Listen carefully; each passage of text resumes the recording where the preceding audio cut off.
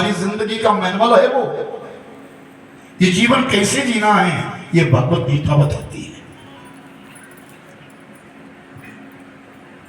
हमारे जीवन के कौन कौन से सूत्र है ये भगवत गीता बताती है। उसे मत भूलिए। वैसे तो रोज पाठ करो, कोई बुराई नहीं है, लेकिन अंत समय में विशेष ध्यान दीजिए, क्योंकि ये भागवत मरना सिखाता है। रामायण जीना सिखाती है, भागवत मरना सिखाता है। अंत समय में सबसे पहले भगवत गीता का पाठ करिए। प्राणी के पास भगवत गीता सुनाइए। उसमें 18 अध्याय है, 700 श्लोक है। भगवत गीता का पहला श्लोक है धर्म। पहला अक्षर है धर्म, अंतिम अक्षर है मम। धर्मम, मेरा धर्म। कौन सा धर्म? सनातन धर्म। भगवत गीता उस धर्मम शब्द के बीच में ही हमारी जिंदगी है। ये मैनुअल है हमारा। कोई आप कोई चीज खरीदते हैं, कोई इंस्ट्रूमेंट खरीदते हैं, उसके साथ आपको कागज मिलता है, किताब मिलती है छोटी सी। उसमें लिखा होता है इसको ऐसे खोलो, इसको ऐसे चलाओ, इसको ऐसे बंद करो, इसको ऐसे साफ करो। उसको मैनुअल कहते हैं। उसी प्रकार भगवत गीता हमारे जीवन का मैनुअल है। गीता को खोल करके देखो हमको जीना कैसे।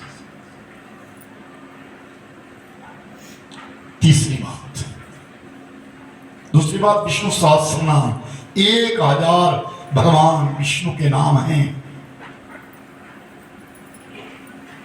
वो नाम, जिन नामों से दुनिया अपने बच्चों के नाम रखती है, 1000 नाम। जिन नामों का उच्चारण विष्णु पितामह ने किया। ये पंचरत्न का दूसरा रत्न है, ये भी अंत समय जरूर कहें। और तीसरा गजेंद्र मोक्ष। हाथी जब फंस गया था, ग्रहा के मुख में जब टांग फंस गई थी, ग्रहा जब छोड़ता नहीं था, उस समय मोक्ष के लिए, उस समय गति के लिए उस गजेंद्र ने, उस हाथी ने स्तुति करी, भगवान की वंदना करी। नमो मूल प्रकृति परमात्मे नमः। वो जब वो स्तुति करी, उसका नाम गजेंद्र मोक्ष हुआ। वो तीसरा रत्न है। और चौथा रत्न है भीष्म स्तवराज, जो विष्णु पितामह ने स्तुति करी, जिसका मैंने अभी कहा। और चौथा रत्न है मनु समर्थ। पांचवा रत्न है मनु समर्थ। ये 5 रत्न है। अंत समय इसका पाठ प्राणी के पास किया जाता है, लेकिन अगर इतना कोई नहीं कर सकता तो भगवत गीता का पाठ जरूर सुनो। अब तो हिंदी में, और अगर पूरी गीता नहीं भी सुना सके तो कम से कम 18वां अध्याय, क्योंकि उस अध्याय का नाम है मोक्ष अध्याय। वो मोक्ष है, ये हमारे जीवन में आना चाहिए। इसलिए हम भागवत सुन रहे हैं,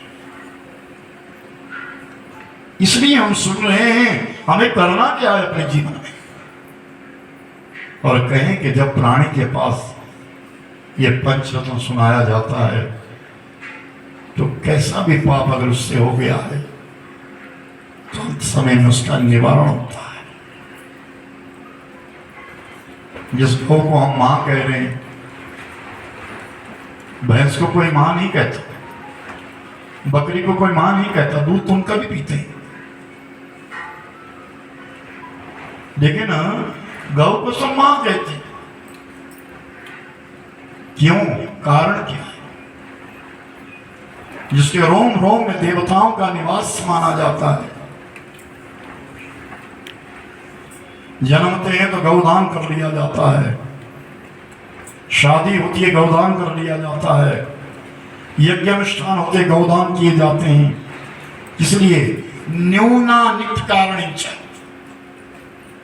कोई भी त्रुटि रही हो इस काम में, गौ मां आप पूरी करें। और अंत समय में एक नहीं 5 गौदान कराए जाते हैं, जिसके बीच में मुख्य गौदान है बेतरणी, जो नदी से पार करवाती है। उस गौ की हम सेवा ना करें, उस गौ का हम परिपालन ना करें, उस गौ को हम मां कह लें, वो हमारी मां है। गावों में घृता संतो गावों में संतो वृषता, गावों में हृदय संतो गवाम मध्य पश्चिम। जब भोजन करते हो ना तो कम से कम ग्रास पहले गौ माता के नाम से तो रखो, छावड़ी से नहीं, अपनी थाली से। हर व्यक्ति का भोजन फिक्स होना चाहिए। मैं 4 चपाती खाता हूं, 4 से 5 नहीं, 3 भले खा लूंगा। मैं 6 चपाती खाता हूं, 6 से 7 नहीं, 5 भले खा लूंगा। लेकिन जो तुमने अपने लिए फिक्स मांगा हुआ है उसमें से तुमको ग्रास रखना है, अपने भोजन का भाग रखना है। वो गौ माता के लिए रखो तो सही।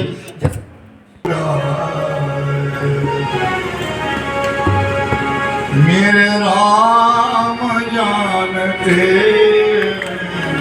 जो भी बल्लभ मेरे राम जानते जो भी बल्लभ मेरे राम जानते हैं जो भी बड़ा बुरा,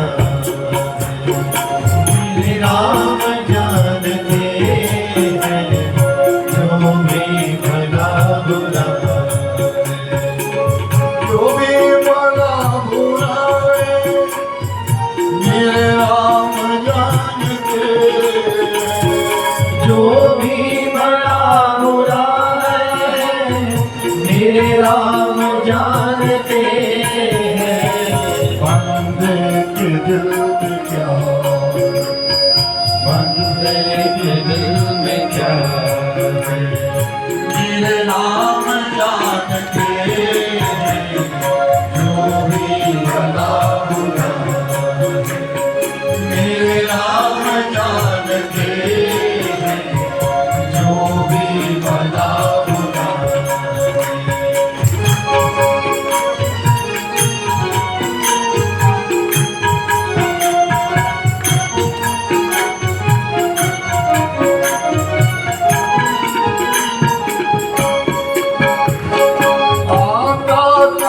से कोई जाता कहाँ है कोई, वो आता कहाँ से कोई जाता कहाँ है कोई, आता कहाँ से कोई जाता कहाँ है कोई, आता कहाँ से कोई जाता कहाँ है कोई। युग युग से जिस गति युग युग से जिस गति को मेरे राम जानते, जो भी भला बुरा है मेरे राम जानते हैं, जो भी भला बुरा जानते हैं, जो भी भला बुरा।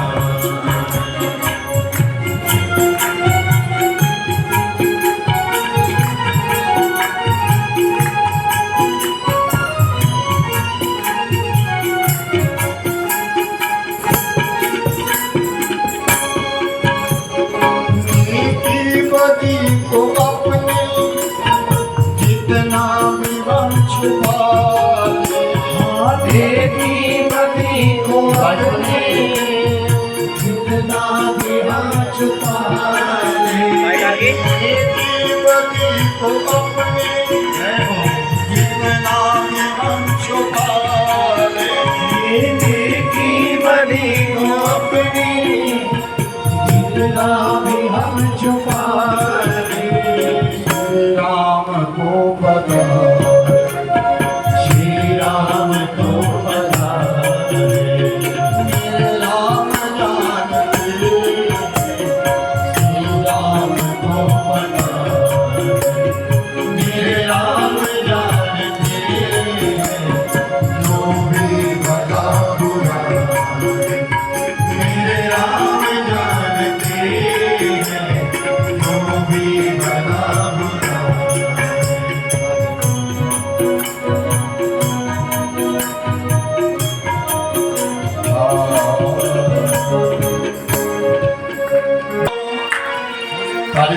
गीत नहीं वैसे सुनो।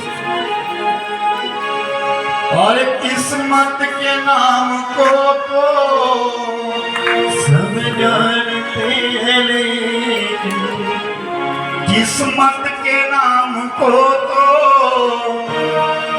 सब जानते हैं, लेकिन किस्मत में क्या लिखा है, हर किस्मत में क्या लिखा है, मेरे राम जानते हर किस्मत में क्या लिखा है, मेरे राम जानते जो भी भला बुरा, मेरे राम जानते जो भी भला बुरा, जो भी भला बुरा मेरे राम जानते, जो भी भला बुरा है मेरे राम जानते हैं।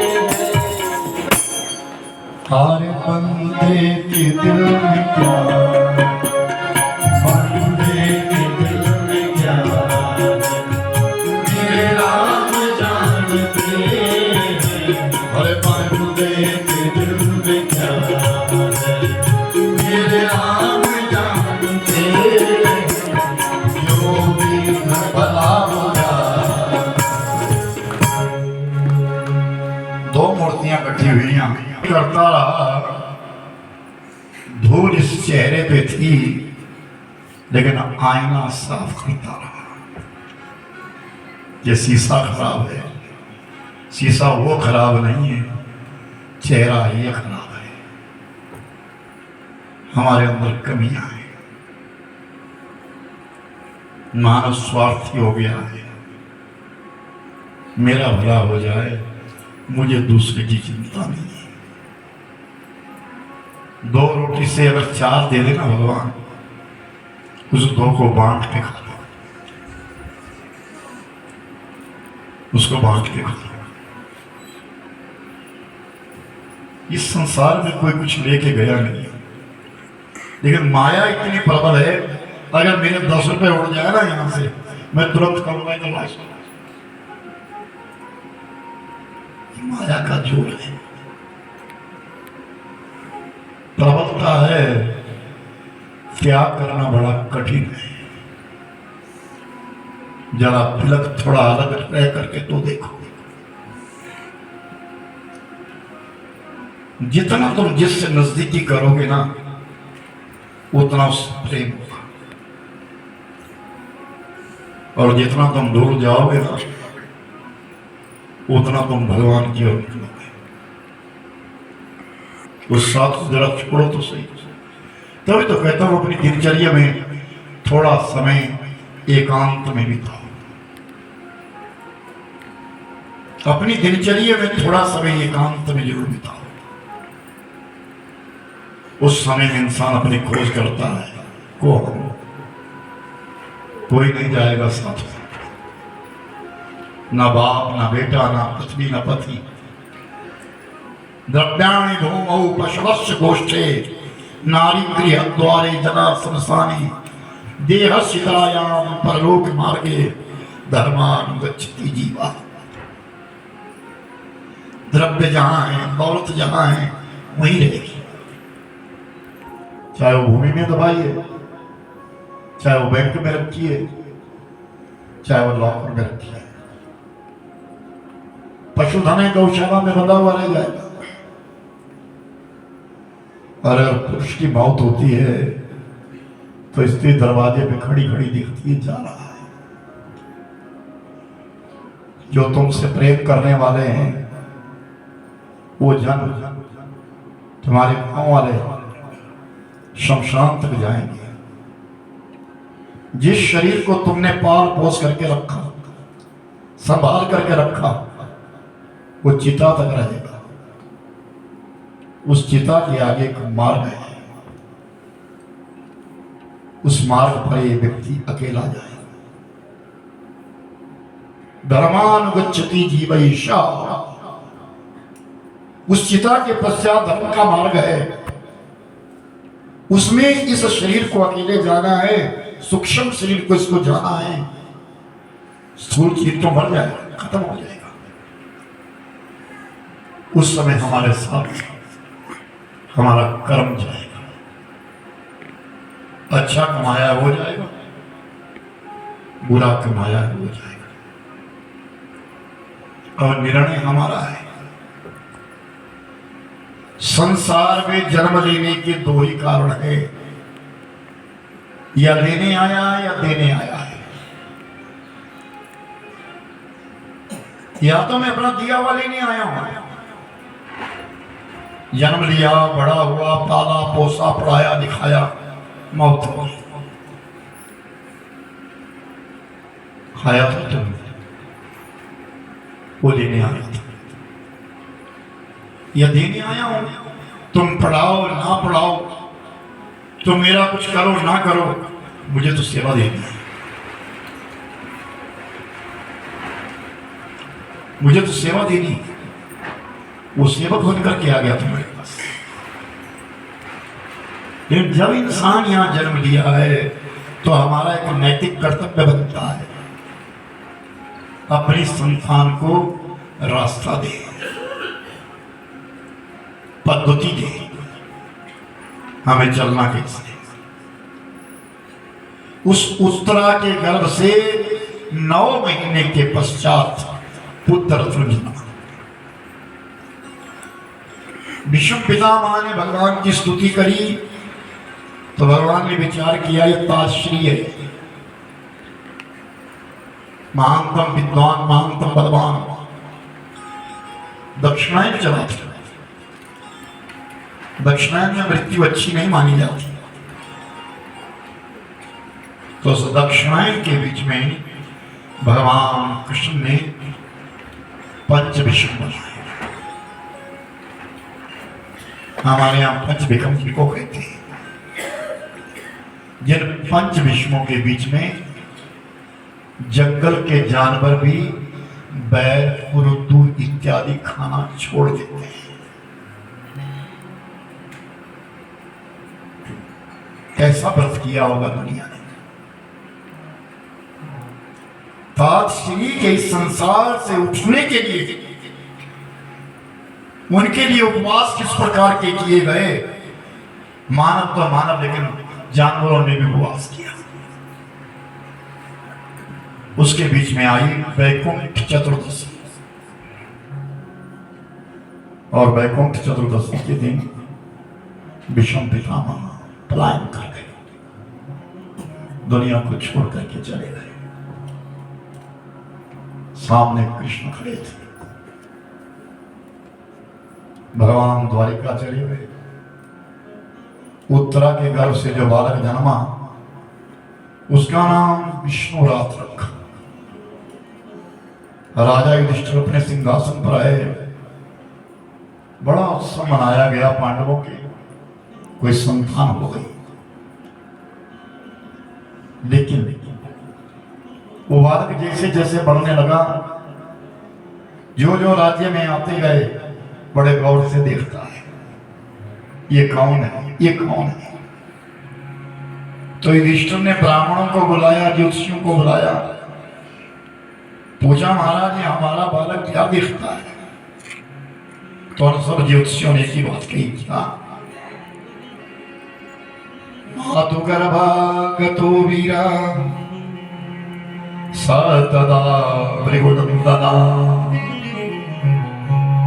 ददर्शा पुरुष गजदम दह्यमान यत्र तेजसा।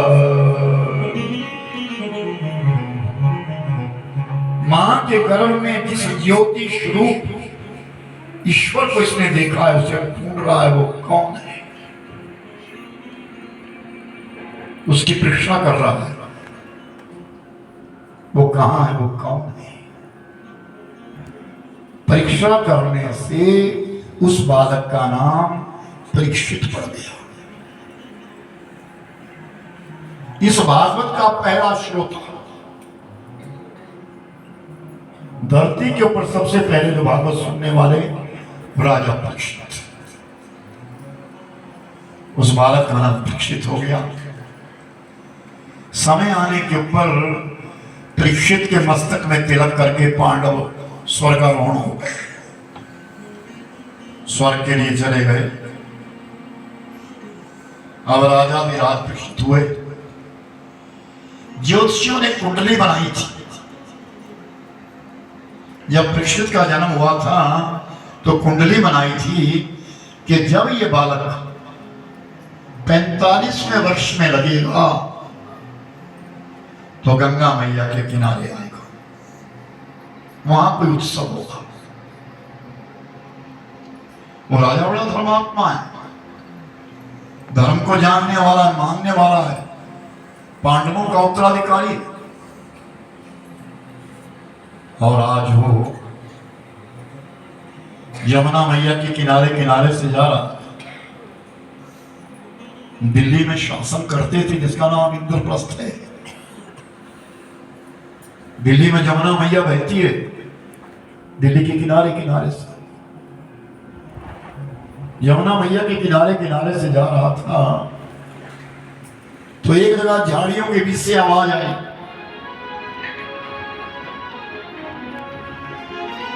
यदाम बभूरी भरावतारा कृतावतार स्यारेन्द्रति अनंत सता समनिश्च वशिष्ठ कर्मा श्रवाण विलंबितानि च। आवाज आ रही है, मां मैं क्या करूं?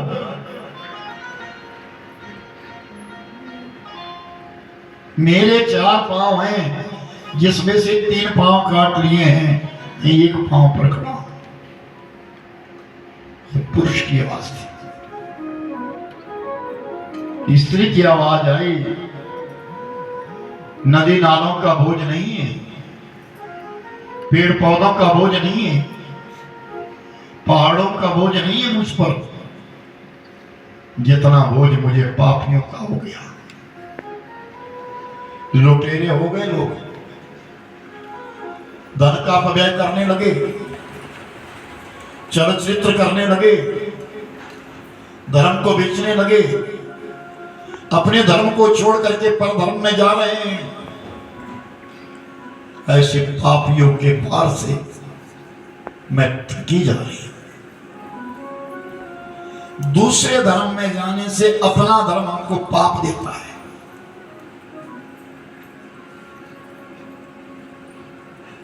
दूसरे धर्म में चलने से हमको पाप नहीं लगता, अपने धर्म को छोड़ रहे हैं। न कुलिष्ठ बदला जाता, न कुल देवी बदली जाती, न कुल पुरोहित बदला जाता, न कुल गुरु बदले जाते,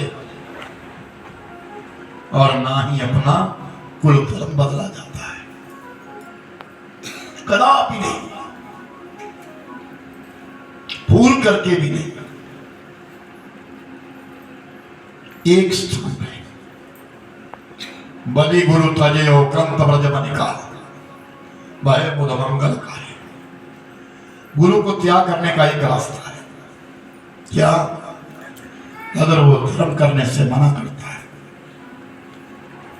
राजा बलि ने अपने गुरु का त्याग किया था, दान देने से मना किया था, त्याग करने का था। भगवान के पीछे अगर त्याग करना पड़े तो करो। तजयो पिता प्रहलाद, प्रहलाद ने अपने पिता का त्याग किया। किसका? हिरण्यकश्यप। किसके पीछे? भगवान के पीछे। भरत में है तारी, भरत ने अपनी मां का त्याग किया। किसके पीछे? भगवान के पीछे। बंधु भविष्य, भविष्य ने अपने भाई का त्याग किया। किसके पीछे? भगवान के पीछे। कंत ब्रजमनिका, स्त्रियों ने अपने पति का त्याग किया, गोपियों ने। किसके पीछे? भगवान के पीछे। अपने धर्म के पीछे हमें कुछ भी छोड़ना पड़े, छोड़ दीजिए। अपने धर्म में अगर मरना है उचित है, पर धर्म में मरना उचित नहीं है।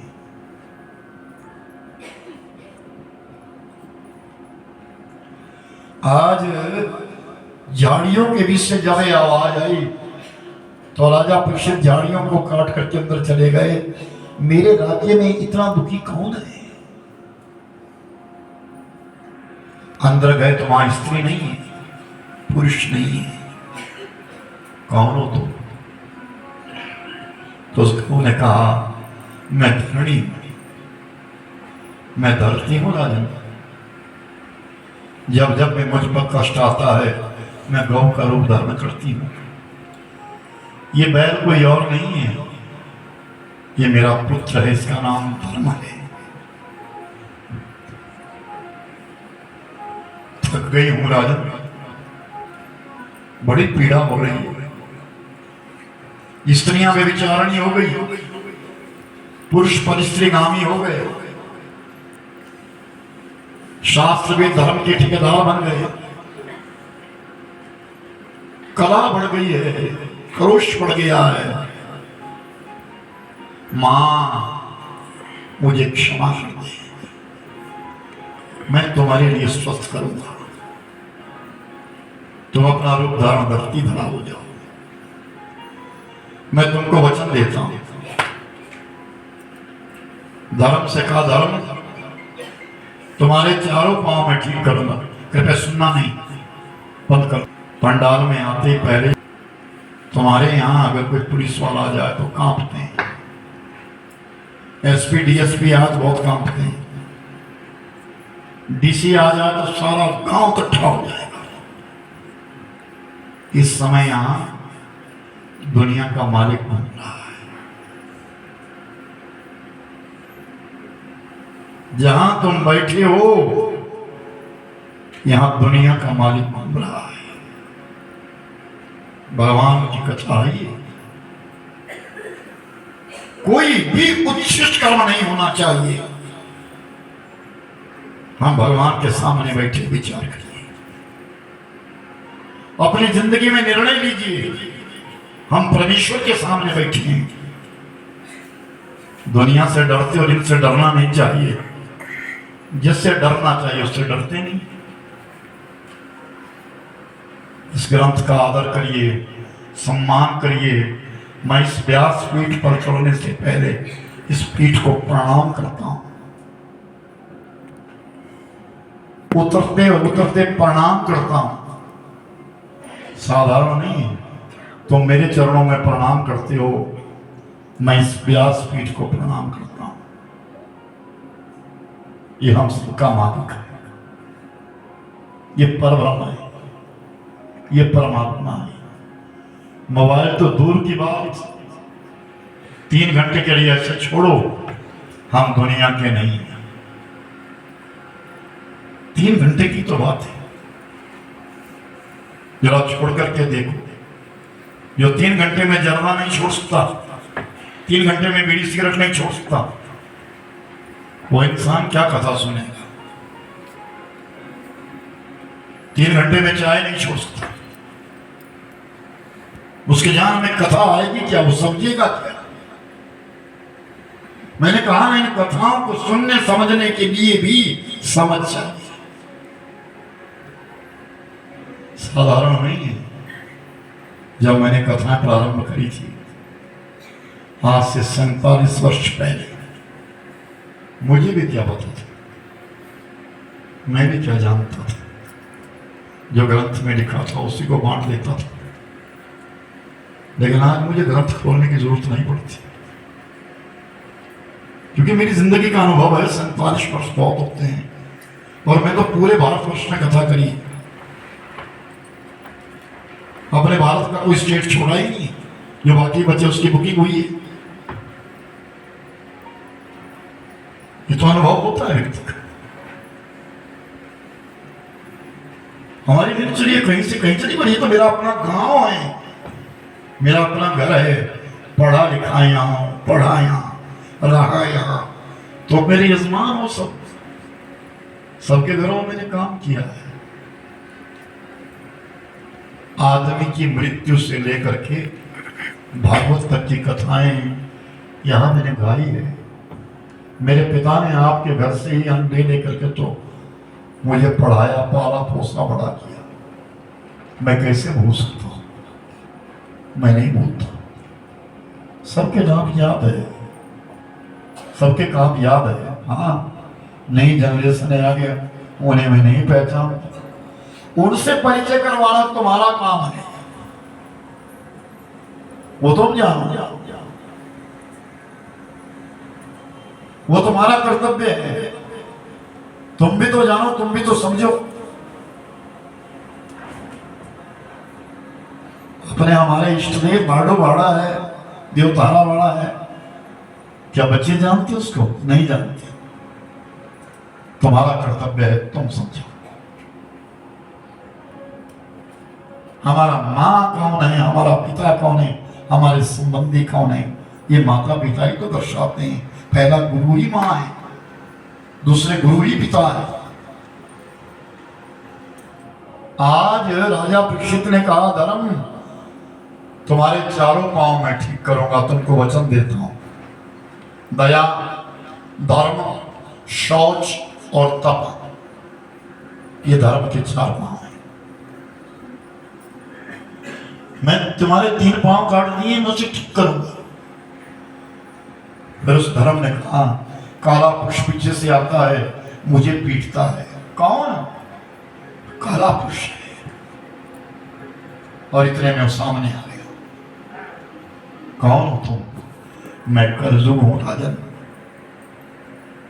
मेरा जन्म हुआ है, मैं कलजुग हूं।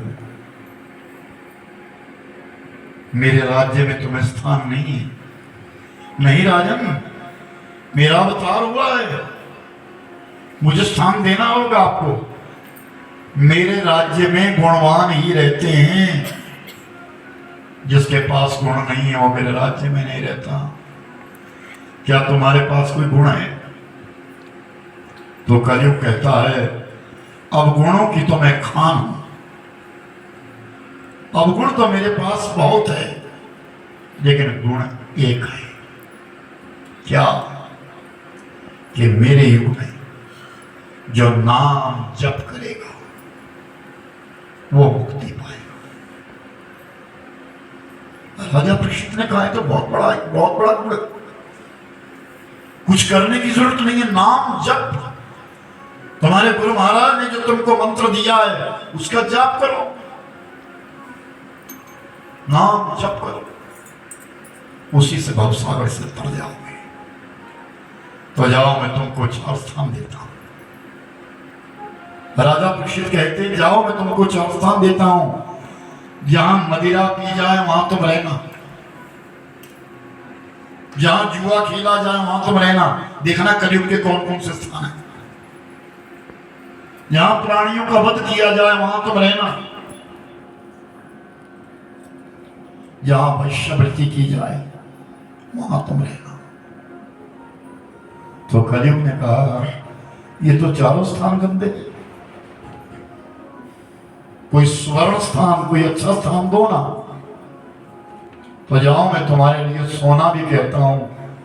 जिस सोने को चुरा करके लिया है, जिस सोने को सीना झपटी से लिया है, छुड़ा लिया किसी से, उस सोने में भी तुम्हारा निवास होगा। कलयुग चला गया और राजा परीक्षित अपने महलों में आ गए। कलयुग इंतजार करने लगा, कौन समय आएगा सबसे पहले राजा को पकड़ूंगा। राजा बेधर्मी हो तो प्रजा बेधर्मी हो जाती है, राजा नीतिमान हो, धर्मवान हो तो प्रजा भी धर्मवान होती है। हमारी भारतीय हिंदू संस्कृति में राम मंदिर बनकर के तैयार हुआ। हमारे हिंदुस्तान में नहीं, विश्व के कोने कोने के बीच में इस बात की चर्चा रही, और अच्छी बात है, खुलकर बोलना चाहिए। जय सिया राम। जय श्री राम। तुम धमकी क्यों बोल रहे हो? हिंदू हो, जागो जरा। जय श्री राम। हाँ, ये बोलो ना जरा। हमारे इष्ट देव है प्रभु राम, साधारण बात नहीं है। आराध्य देव है राम। मृत्यु जब निकट आती है कहते हैं अरे राम राम राम राम राम राम। इसलिए घबराना नहीं चाहिए। राम बोलते हैं, खुल करके बोला करो। इस हिंदुस्तान में हम भारतीय हैं, ये भारत हमारा है, हमारा रहेगा, मूल है ये। 3 भरतों से भारत बना है, 3 युगों में। सतयुग में जड़ भरत हुए, त्रेता में भरतलाल हुए, राम के छोटे भाई, और द्वापर के अंत में दुष्यंत का पुत्र भरत हुआ। इन 3 भरतों के नाम से हमारा भारतवर्ष पड़ा है। इतिहास सही है, ये कथाएं साधारण नहीं है, अमूल्य है। ये एक एक शब्द अमूल्य है। तरसते हैं लोग इनको सुनने के लिए, और हम तो इसे भगवान की कथा में कह रहे हैं। तभी तो कहता हूं ये रस पीने के लिए कथा पी जाती है, सुनी नहीं जाती। ये आध्यात्मिक कथाएं, इस रस को पिया जाता है, जीवन जीने के लिए पिया जाता है। और जिसे हम पीते हैं वो हमारे शरीर में रस निकलता है। हमारे रोम रोम में वाणी आनी चाहिए, राम हमारे हैं, हम राम के हैं, राम हमारे हैं, हम राम के हैं। राजा कभी भी बिना संध्या बिना पूजा के नहीं रहते। कलयुग को मौका नहीं मिला। आज 45 वर्ष में राजा लग गए। और एक दिन की बात, राजा परीक्षित पूजा करने के लिए बैठे। अनायास मन में ध्यान आया, जरा देखो तो सही मेरे पूर्वजों ने मेरे लिए क्या रखा है। हर पिता अपने बच्चे को कुछ ना कुछ छोड़ जाता है। कोई कर्ज छोड़ जाता है, कोई फर्ज छोड़ जाता है, कोई धन छोड़ जाता है, माया छोड़ जाता है, कोई बदनामी छोड़ जाता है, कोई मान सम्मान छोड़ जाता है। हर पिता अपनी संतान को कुछ ना कुछ छोड़ जाता है। राजा उठे और कोषागार में चले गए, खजाने में चले गए। बड़ा संदूक है, खोला, और जैसे ही वो संदूक खोला, उसके बीच में एक सोने का मुकुट है, जिसमें लिखा था जरासंध। और जो जरासंध था वो कंस का ससुर था। जिस जरासंध को भीमसेन ने मार दिया था और मुकुट छुड़ा दिया था, वो छुड़ाया हुआ मुकुट था, संदूक में रखा था। राजा परीक्षित ने उठाया, जरा देखो तो सही मैं कितना अच्छा लगूंगा इसको पहनकर। और वो मुकुट जो है अपने मस्तक पर रखा। बस मुकुट मस्तक पर रखना था, करीब सवार हो गया। राजा का मन किया मैं शिकार खेलूंगा।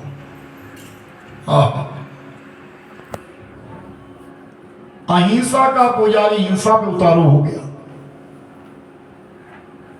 जो कभी मक्खी नहीं मारने वाला आज वो शिकार खेलने के लिए जा रहा है। घोड़े पर आरूढ़ हो गया। लेकिन संयोग ऐसा बना, पूरा दिन कोई हत्या नहीं हुई। बस शाम का समय हुआ, जब नदी के किनारे पहुंचा। यह सूची बड़ा पवित्र आश्रम है, जिस आश्रम के बीच में साधु बैठे हैं, समाधि लगाई है, नाम है शम्मिक। तो घोड़े पर आरूढ़ होकर के कहता है, ऐ साधु, मेरा मान सम्मान कर, मैं राजा आया हूं।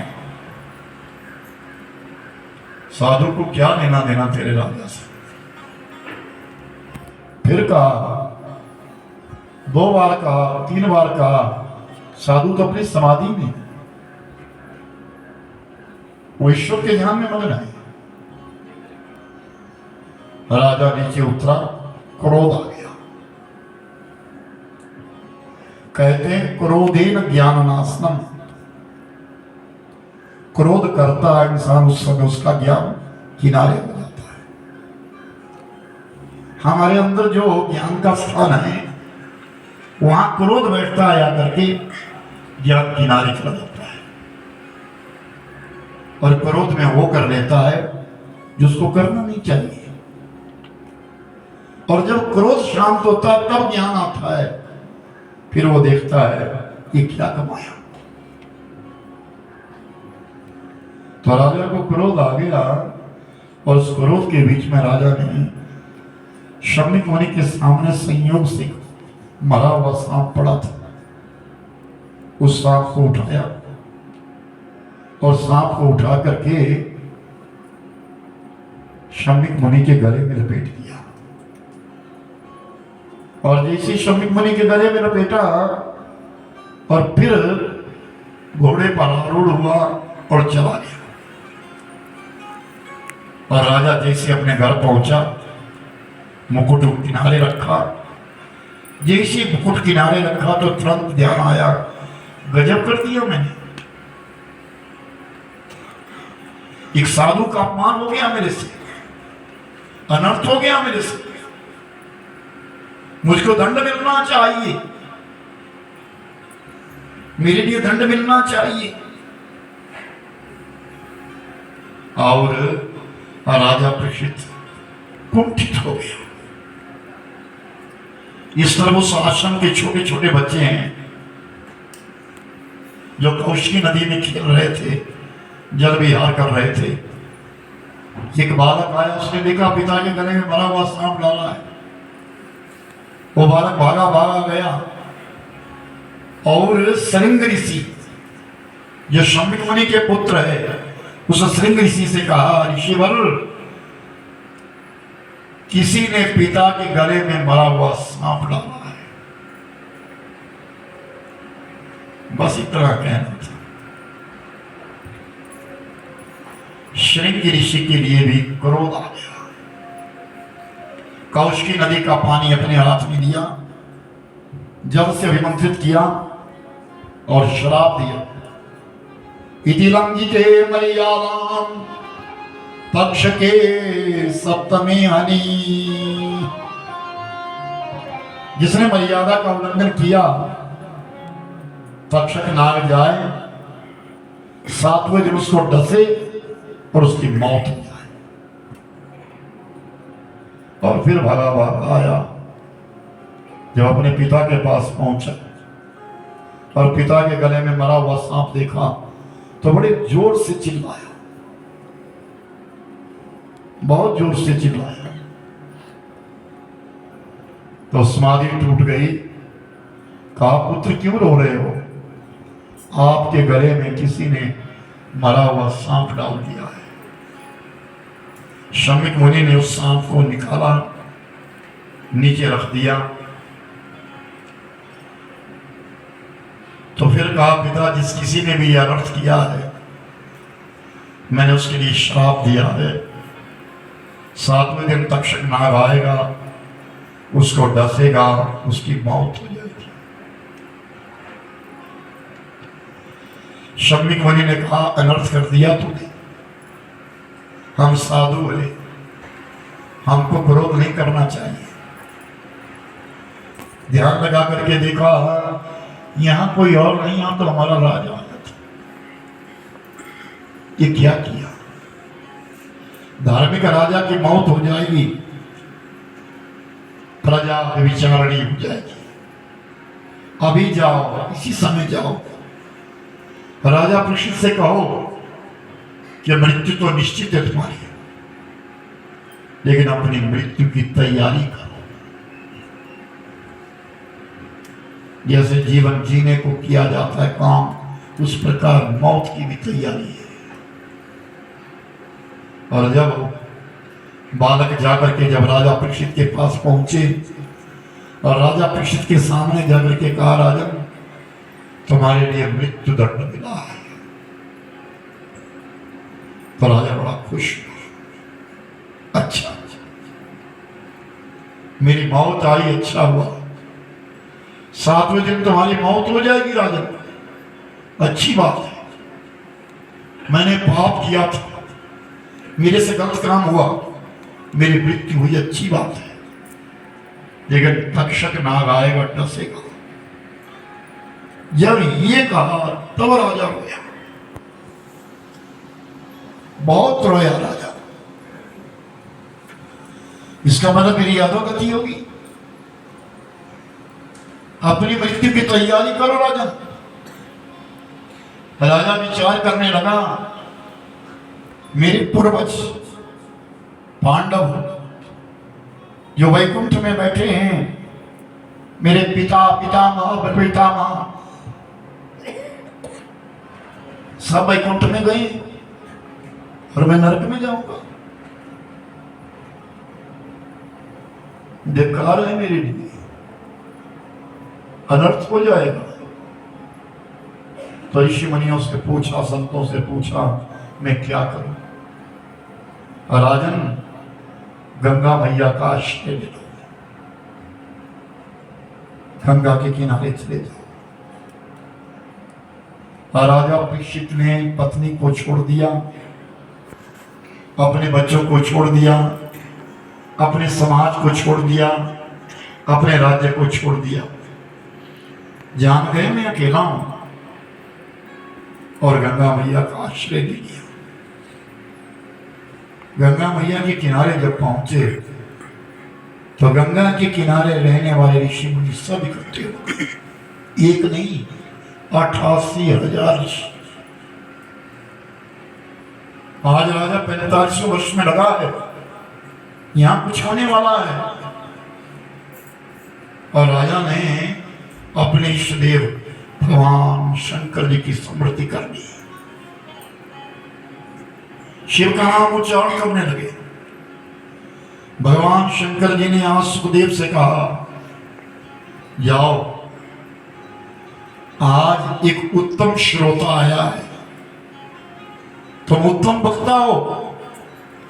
आज एक उत्तम श्रोता आया गंगा मैया के किनारे, जाकर के उसके लिए तुम कथा सुना, भागवत सुना। सुखदेव जी व्यास जी के पुत्र है, नंगे रहते हैं, वस्त्र नहीं धारण करते, हाथ में केवल कमंडलू लिए थे, दंड लिया हुआ है, विरक्त है, पूर्ण विरक्त है। स्त्री और पुरुष में जो भेद ना करे, ऐसे सुखदेव जी है। वो कहते सब आत्माएं, ना यहां कोई स्त्री है ना कोई पुरुष है, यहां सब आत्माएं। और जैसे ही सुखदेव जी आए तो राजा परीक्षित के सहित 88,000 ऋषि खड़े हो गए और सबने सुखदेव के लिए दंडवत प्रणाम किया। सुखदेव जी को ऊंचे आसन पर बिठाया और अब राजा परीक्षित ने कहा, अपना पाप का मेरे से ये अनर्थ हुआ, एक ऋषि की मर्यादा टूट गई, अपमान हुआ मेरे से, मेरे लिए दंड मिला है, मेरी अधोगति होनी है, मैं आपकी शरण में हूं, अब आप मुझे बताएं। सुखदेव ने कहा, राजन, जो अपना पाप छुपाता नहीं है ना, वो पवित्र हो जाता है। ये मन मैला होता है जब कोई अपना पाप छिपाता है। तूने अपना पाप उजागर कर दिया, तुम्हारा मन पवित्र हो गया। मैं तुमको दीक्षा देता हूं, तुम मेरे शिष्य हो। मैं तुम्हारे लिए कथा सुनाता हूं, तुम्हारे लिए मैं भागवत की कथा सुनाऊंगा और तुमको मुक्त कर दूंगा। मृत्यु तो तुम्हारी निश्चित है, वो तो होगी अब, लेकिन अधोगति नहीं, परम गति होगी। राजा परीक्षित जी नीचे बैठे हैं, हाथ में संकल्प ले लिया, पीछे 88,000 ऋषि बैठ गए और सुखदेव जी को ऊंचा मंच बनाया, उसके ऊपर सुखदेव जी बैठे। आज भी स्थान विद्यमान है, मुजफ्फरनगर जिले में, उत्तर प्रदेश में, और बड़ा दिव्य स्थान है। मैं वहां कथा करके आया हूं, जहां भागवत जी का जन्म हुआ है। आज भी वहां 10-10 कथाएं लगी रहती है, इतना स्थान है। बड़ का पेड़ है, वही पेड़ है द्वापर युग का, और वहां कथाएं होती है, लोग कथा सुनने के लिए बैठते हैं। कोई होटल नहीं है, इतनी पवित्रता है कि कोई होटल नहीं, चाय का ढाबा नहीं, कुछ नहीं। गौशाला है, साधु रहते हैं वहां, बहुत पवित्र धाम है, बहुत पावन धाम है। उस धाम के ऊपर कथा शुरू हो गई। राजा परीक्षित प्रश्न करने लगे, सुखदेव जी उत्तर देने लगे। न अन्न लिया न जल लिया, बड़ी सच्चिदानंद भगवान।